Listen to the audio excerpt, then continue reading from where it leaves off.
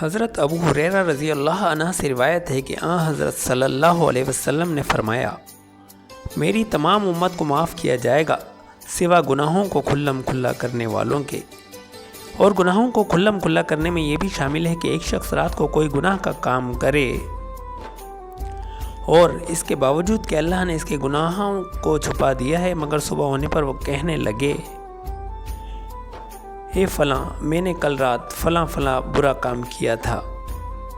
रात गुज़र गई थी और इसके रब ने इसका गुनाह छुपाए रखा, लेकिन जब सुबह हुई तो वो ख़ुद अल्लाह के पर्दे को खोलने लगा। सही बुखारी हदीस नंबर 6069, किताब अखलाक के बयान में।